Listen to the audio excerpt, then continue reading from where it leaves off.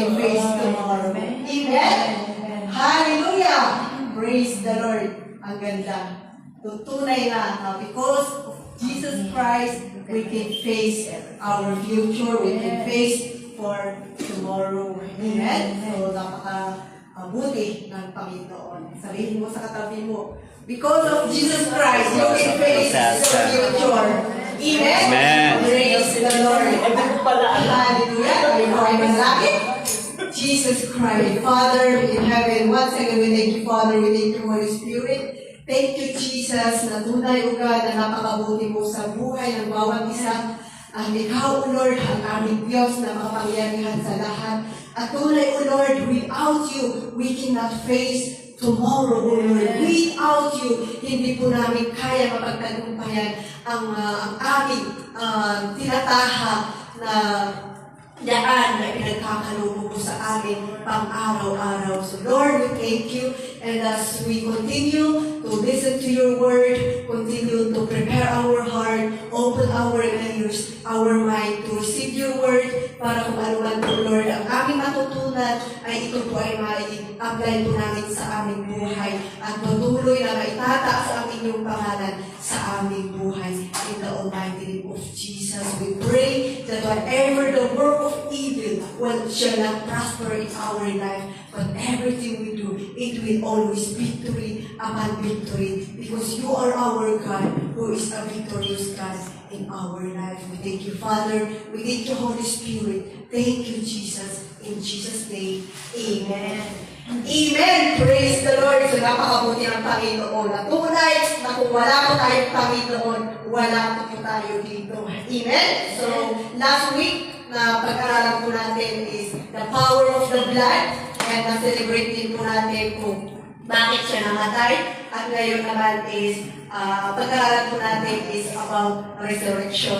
Alam ko na-celebrate po natin last week, but every day is a resurrection for Jesus Christ.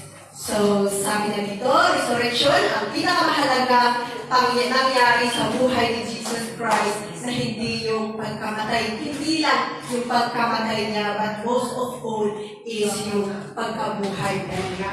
Amen? Kaya nga, sabi niyo kanina, yung inawit niyo na because He lived, we can live for tomorrow. Amen?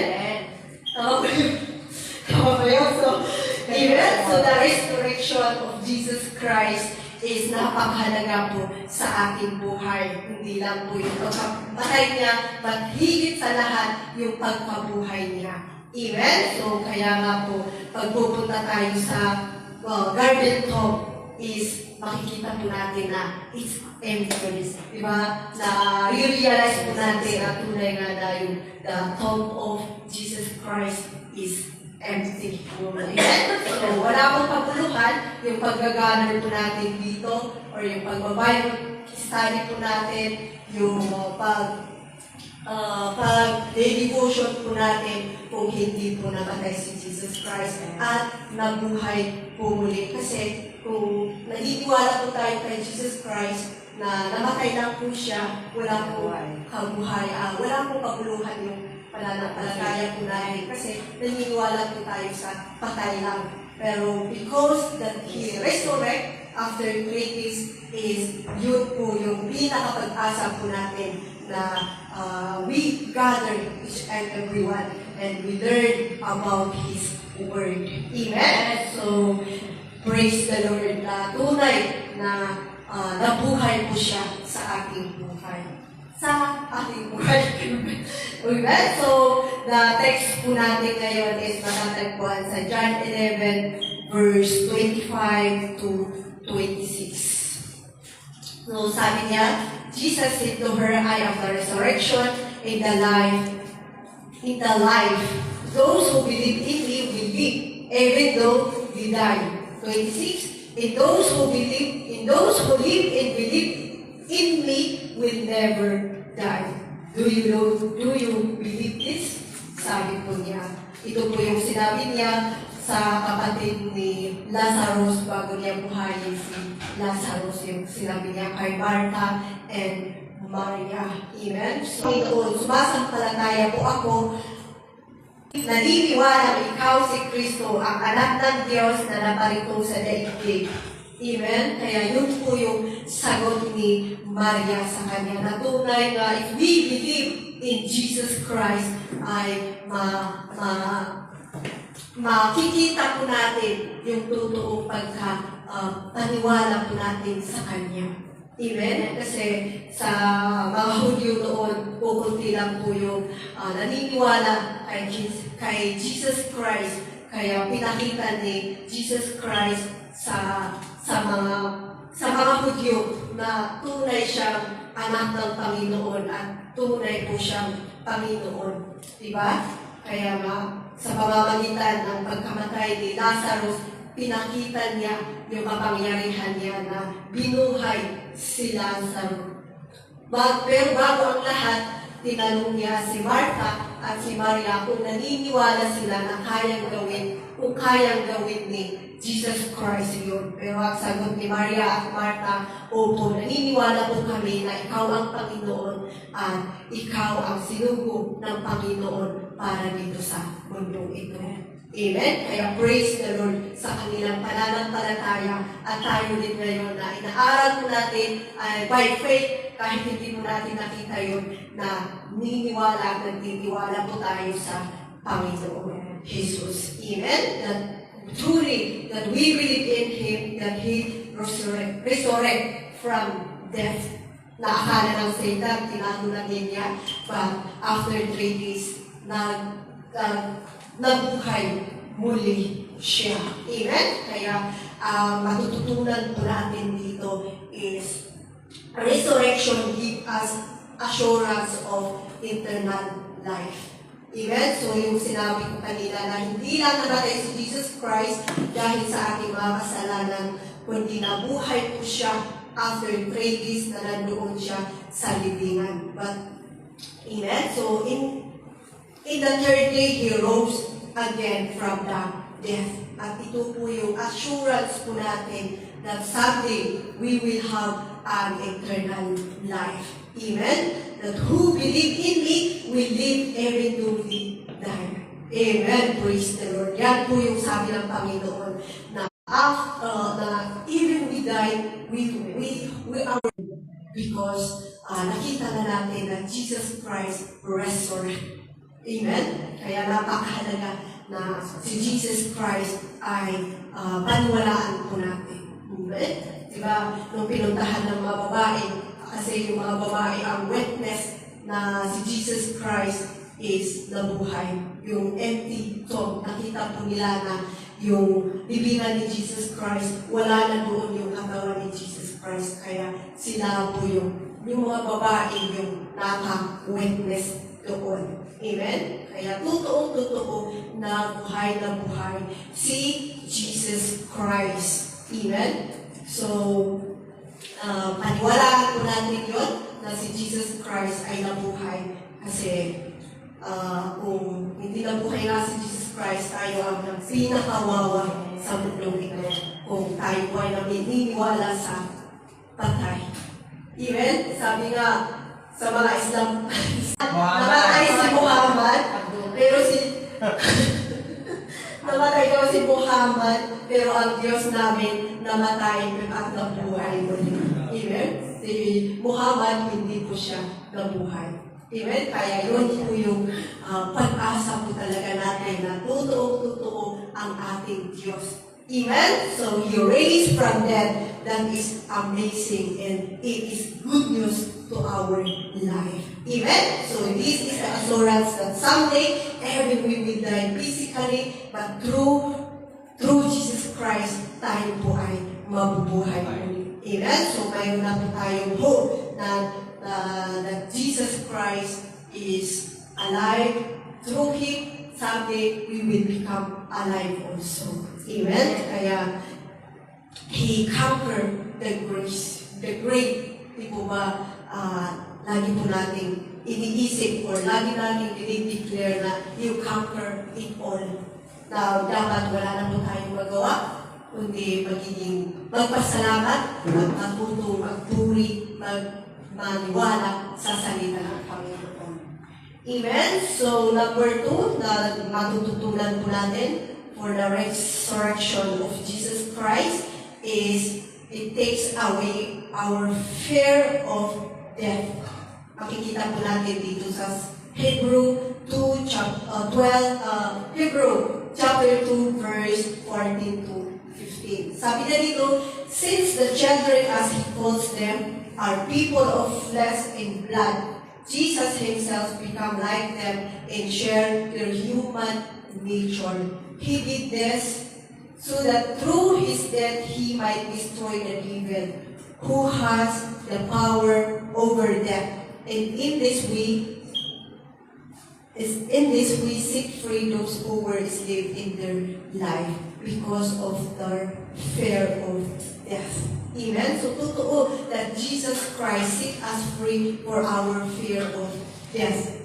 Diba dati natatakot po tayo mamatay, pero dahil kay Jesus Christ, nagkaroon po tayo ng pag-asa para magbuhay, magpatuloy. Kasi noon na hindi pa natin nauunawaan kung bakit namatay si Jesus Christ at nabuhay muli, takot po tayong mamatay. Dahil hindi po natin alam kung saan po tayo mapupunta. Amen? But through Jesus Christ's resurrection, we have hope na we will have an eternal life. Amen? Praise the Lord. Kaya patuloy po natin na paniwalaan si Jesus Christ na truly ang pag-asa na pinagkaloob niya sa atin ay eternal life. Okay? So, huwag po tayo magduda dahil sa ating mga kaligtasan kung tayo po ay naniniwala kay Jesus Christ na baka pinagduduluhan po natin na baka hindi po ako makakapunta sa langit or baka hindi po ako maliligtas, but by faith and by believing Jesus Christ, you will have an eternal life. Amen? So, dyan po tayo magsisimula na magiging faithful, magiging dedicated, committed, na pinag-aralan din po natin kahapon. Hindi po tayo basta-basta magiging committed or magiging devoted to the Word of God kung hindi po natin nakilala si Jesus Christ in our personal life. Amen? So, let us know Jesus Christ as our Lord and Savior para mawala yung takot po natin sa pagkamatay. Tama po ba? Sa pagkamatay po natin, we don't fear of death. Amen? So, dahil we know that we will be in Jesus Christ someday. Amen? So, let us continue to worship Him as our God and Lord. We will worship Him as our King. He is the King of Kings, the Lord of Lords in our life. Amen? So, hindi po yung we believe in Him, pero yung focus po natin ay dito sa mundong ito. Or ang focus po natin ay sa ating mga anak, sa ating mga asawa, or kung ano-ano. We believe in Him and we must focus unto Him because He is only the perfecter and the pioneer of our faith. Amen? Kasi kahapon yung pinag-aralan po natin is talagang totoo po yun, na paulit-ulit na tinuturuan po tayo na mag-obey sa Kanya, i-follow yung sa Kanyang salita, magiging yung puso po natin wholeheartedly to serve Him. Amen? Kaya, if we know already that Jesus Christ is our Lord, we must be focused on Him. Amen? Yung kung saan ka nagpupukus, yun talaga yung nag-reflect sa iyong buhay. Kaya kung saan ang focus mo, makikita mo yan sa buhay mo.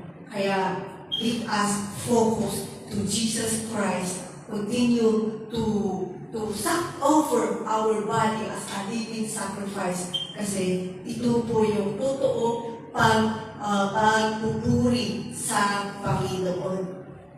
Para someday, wala man po tayo sa mundo, mawawala man tayo sa mundong ito, but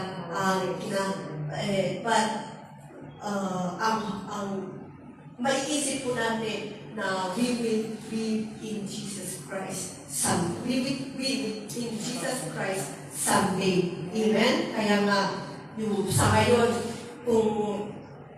kung nasa kamatayan na po tayo, thy will be done. Diba? Yun na po yung sinasabi po natin. Or pag may problema po tayo, Lord, let your will be done. Amen? Kaya napakahalaga po talaga ngayong salita ng Panginoon po sa atin. Praise the Lord. So, yan. Number 3, resurrection give us meaningful life. Amen? So, napansin niyo ba na ngayon na you are now in Jesus Christ, your life is meaningful? Amen? So, our life is meaningful into our existence. Yung sabi ko kanina na if we are in Christ, is nabibigyan po tayo ng right direction. Kaya po, nag-i-exist tayo in a right direction. Tama? Kasi nga, kung sino yung pinagpupupusan mo, yun po yung nag-reflect sa iyong buhay. Kaya nga po, the resurrection of Jesus Christ, it gives us meaningful life. Kaya yun po yung nag-reflect po sa ating buhay. Diba? Sabi diyon sa Matthew 7:13 to 14, dito po yung narrow way. Enter through the narrow way, for wide is the gate, and broad is the road that leads to destruction, and many enter through it. But small is the gate, and narrow the road that leads to life, and only a few find it.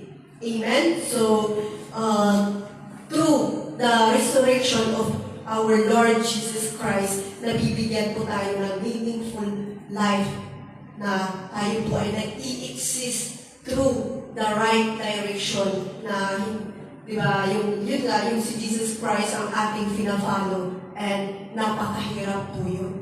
Di po ba? Napakahirap, kaya konti lang po yung sumusunod dito, but praise the Lord pa rin kasi napakabuti ng Panginoon.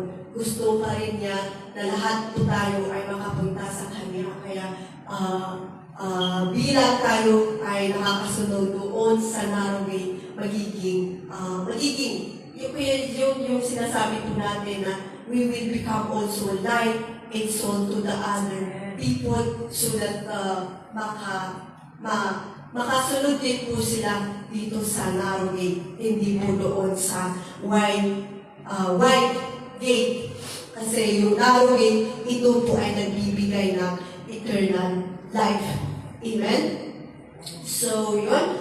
So, resurrection teach us to follow the narrow road that leads to life.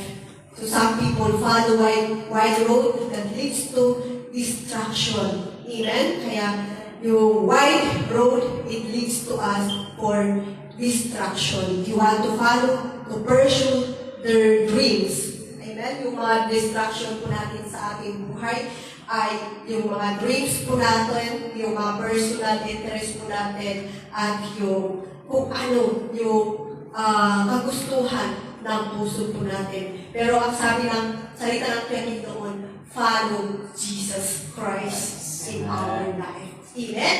So, praise the Lord. Sabi na dito, let us continue to pursuing Him in our life, giving our fully life to Him, for us to have a meaningful life. Amen? So, hindi po yung marami kang ari-arian. Amen? Hindi po yung marami tayong ari-arian dito sa mundo ito. But that is good. Pero ang requirements po natin bilang mananampalataya is to follow Jesus Christ for us to have a meaningful life for good, for our eternal life. Amen? So, it is more wonderful and beautiful if we are in Christ. Amen? So, sabi niya dito, God do everything and worship Him in Spirit, in truth. Amen? So let us continue to serve Him, sharing His goodness, that He really died for us and He resurrected for us. Amen? Na, again, yung sabi natin kanina, na it is better to have in Christ because we know that we will have a better future. Amen? Ang ganda ng kanta niyo kanina. So, wala po tayong kakatakutan because Jesus Christ conquered it all. Kundi, let us allow our heart to learn or magpaturo. We humble our heart na truly wala po tayong ipagmamalaki kundi si Jesus Christ lamang sa ating buhay. In that way, patuloy po natin mag-o-obey. Yung paulit-ulit kahapon na napag-aralan po natin na obey, commit, and serve to the Lord with wholehearted servants. Hindi po yung half-half or unahin ko muna yung dreams ko bago ako mag-lingkod. Pero what if po wala na yung time? Kaya unahin po natin ang Panginoon. Kasi He conquered it all. He did everything for us already. We just need to believe in Him and to worship Him. Amen? Kasi alam po niya yung ginagawa niya sa ating lahat. Kaya, glory to God. Talagang inaayos niya yung puso. Kaya nakakaano din yung testimonies ni Sis Lily kanina na tunay, Lord, na alam niya yung puso po natin. And He is always listening to our prayer. Amen? Kaya yun po yung katotohanan na God is really good into our life.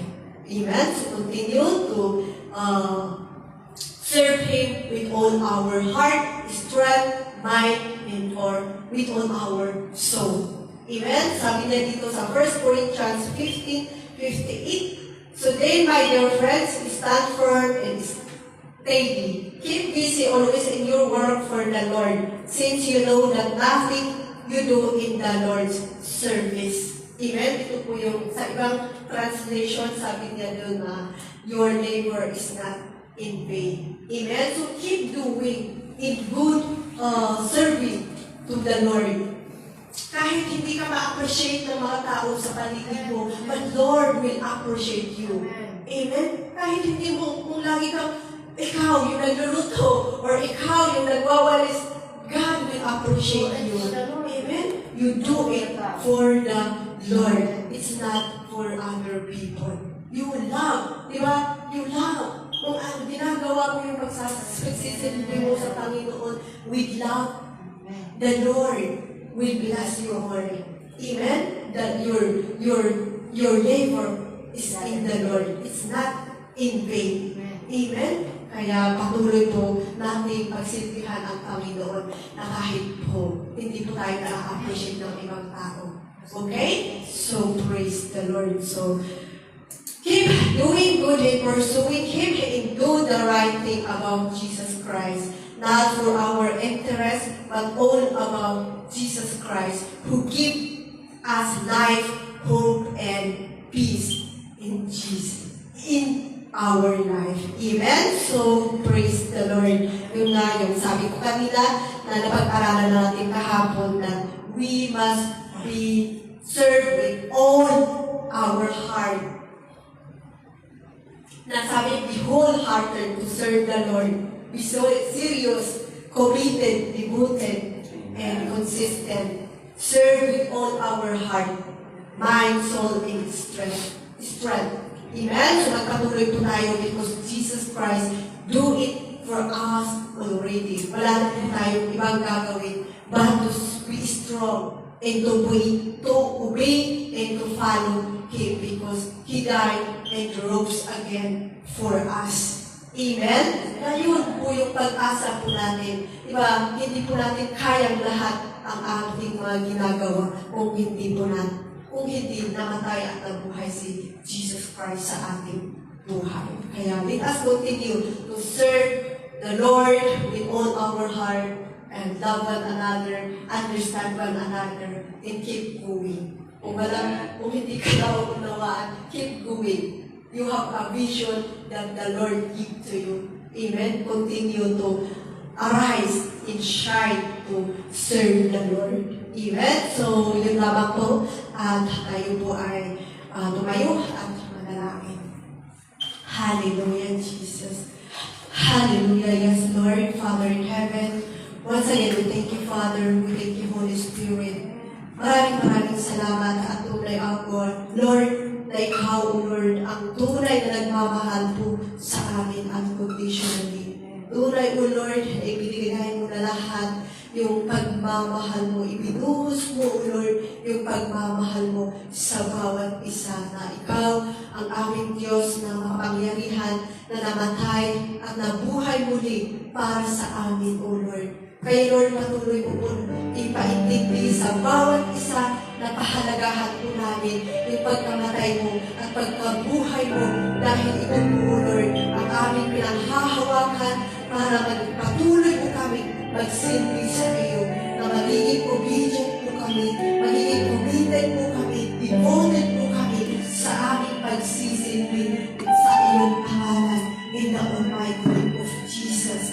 Through your name and through your Holy Spirit, through your power, you have given us already the authority, the power in the Holy Spirit. And I pray and I declare that each and everyone will receive this, O Lord, so that they will apply it into their life. Na kahit anuman ang distraction, anuman ang problema sa kanilang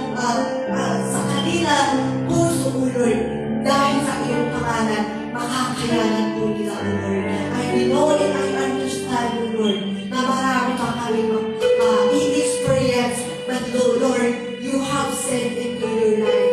You have conquered already, O God, ang paghihirap dito sa mundo ito. At sinabihan mo din, O Lord, ang inyong mga alagad that you just need to be strong. So let it be, O Lord, that our heart, our mind is strong by faith, O Lord, unto you, O God, para lahat ng problema ay mapagtatagumpayan po namin. Lagi po kami handa, O God, at magiging ready po kami sa aming paglilingkod sa iyo, O Lord. And let it be, O Lord, that all our faith will all increase, O Lord. Hindi lang po sa aming pananampalataya, O Lord, but we will also multiply, O Lord, because this is what you want. That we have the courage, we have the obedience, O Lord, and we have the confidence to share that you are really our God who died and rose again because our sin, O Lord. So let it be that the goodness, the good news that you have given, na ipinakita mo po sa amin, ito po, O Lord, ay may papakita din po namin sa ibang tao. Because you have said also into your word na kung ano man po ang ginagawa ng Ama na nakikita ni Jesus Christ, yun po ang ginagawa ni Jesus Christ. At ngayon din po, bilang naligtas po kami sa pamamagitan ni Jesus Christ, ano din po, Lord, ang natututunan po namin about Jesus Christ, yun din po, Lord, ang gagawin po namin na magiging mapagmahal po kami, unawain po kami sa aming mga kapwa-tao, O Lord, magiging makumbawa po kami, at higit po sa lahat, mayroon po kami kapayapaan na magpatuloy na magsilbi sa iyong pangalan in the almighty name of Jesus. So let it be, Father, that continue to anoint your people, O Lord, continue to equip your people, that they will be useful mightily into your kingdom. You will have the power in the Holy Spirit to release your goodness kung ano man yung naintindihan po nila about you in the mighty name of Jesus. We thank you, Father. We thank you, Holy Spirit. Continue to bind us with your love and peace in your power in Jesus' name. Continue, O Lord, to fire us, O Lord, na hindi po kami matatakot dahil you have said also into your word that you have given us a sound of the Spirit, O Lord. So let it be, O God, that we are always filled with your power in the name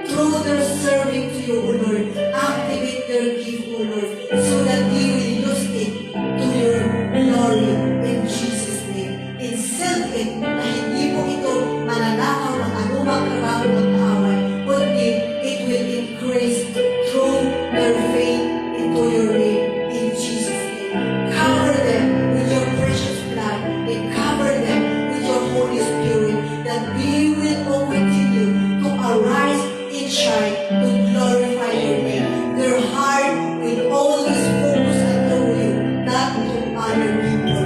By faith, you will stand firm into your word so that you will have power to continue